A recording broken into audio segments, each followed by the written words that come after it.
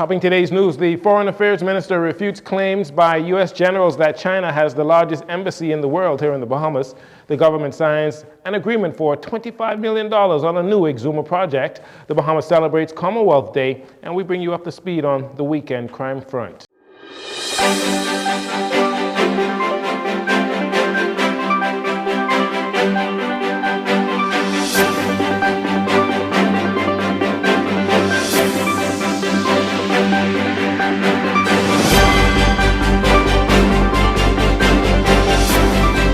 Good evening, Bahamas. I'm Jcn Saunders. This is your JCN Evening News. It's a pleasure to have you join us. Today, the Minister of Foreign Affairs and Public Service, Fred Mitchell, is refuting claims in a story published last Wednesday, March 8th by CNN that says China is very aggressive in the Bahamas, where they have built the largest embassy in the world, complete with an ambassador who uses the information space to undermine the United States each and every day. The comments made by General Glenn Van Herk, commander of U.S. Northern Command, it comes in a time when there is heightened tension between the United States and China over any number of issues. Meanwhile, Minister Mitchell says the claims, which were later expanded on by CNN journalists, are not accurate. The CNN clip from the program Up Front, the news presenter Erin Burnett, she took flight on a statement by a U.S. general testifying before their legislature about the dangers of China as perceived by the United States. And he said that China has built the largest embassy anywhere in the globe in the Bahamas. This is demonstrably false and untrue. I've pointed it out to the Americans. They have since corrected the statement. The largest embassy in the Bahamas, both physically and in people, is that of the United States of America. While the analysis of the geopolitics is fair game, a fight into which we don't enter, it is not necessary to give falsehood. You should tell the truth and the facts. General Van Herk and General Laura Richardson, who made the comments, were speaking to the United States lawmakers during a House Armed Services Committee hearing, where they also suggested that China was using economic coercion here in the Bahamas and investments on South American projects that seek to expand Chinese influence in the region, namely the Caribbean and South and Central America.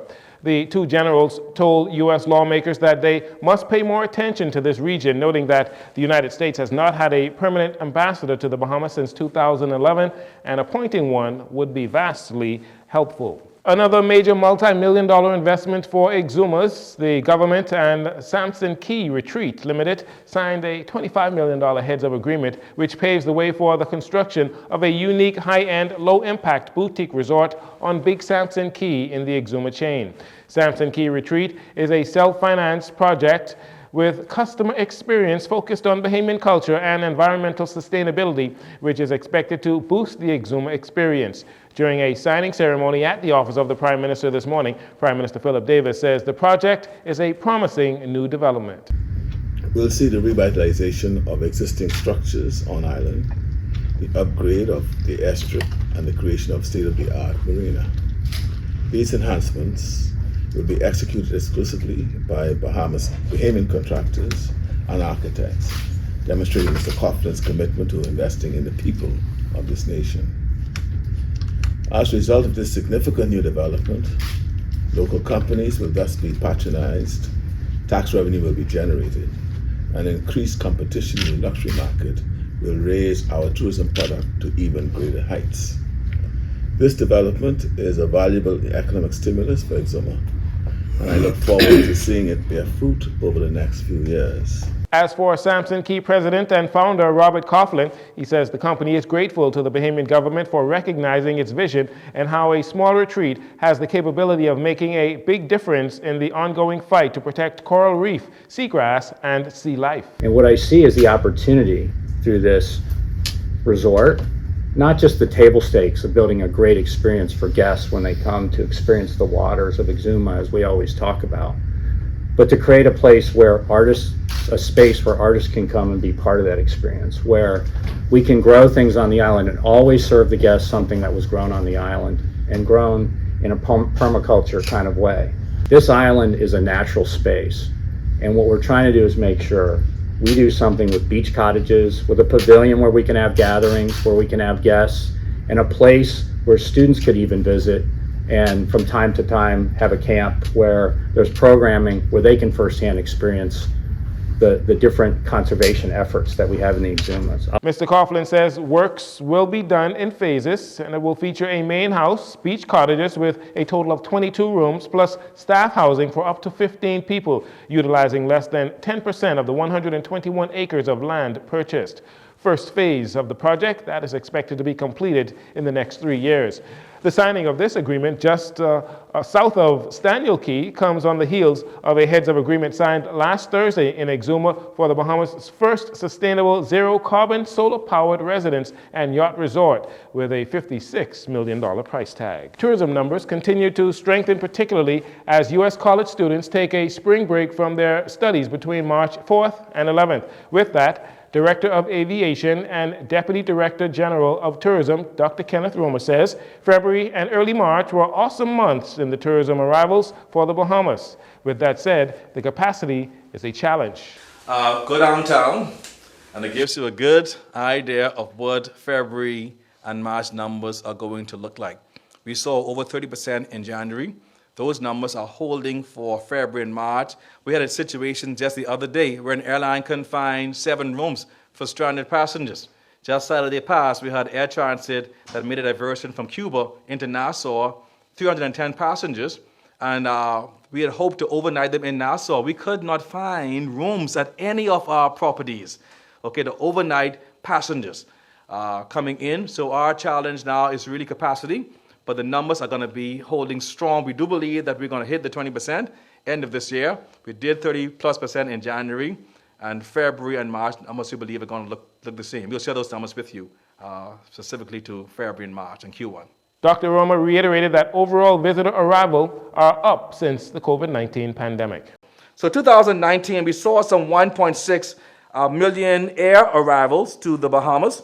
At the end of 2022, that number was almost 1.5 million air arrivals. We are about 90% recovery at the end of 2022.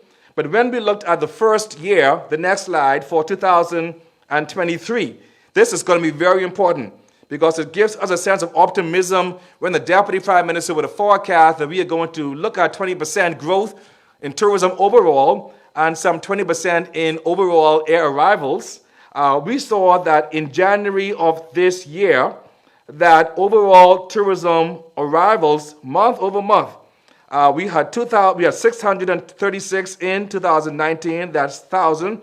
We were almost to 1 million, almost 900,000, which represents an increase of some 33%. Dr. Roma says the government is continuing to find ways to keep up with the growing demand for room and accommodations here in the country. Following the government's announcement last week that it had given approval to Royal Caribbean International for the $100 million beach project on the western end of Paradise Island, there have been concerns that Prime Minister Philip Davis changed his mind on the very strong negative views he once had against granting any Crown land lease to foreigners. Some 4 acres of what was granted to RCI is Crown land. Asked what was the justification for the Prime Minister's change of heart, Press Secretary in the Office of the Prime Minister, Clint Watson, says the Prime Minister has not changed his stance, but negotiated a revised proposal which is smaller in scale and excludes a significant amount of government land.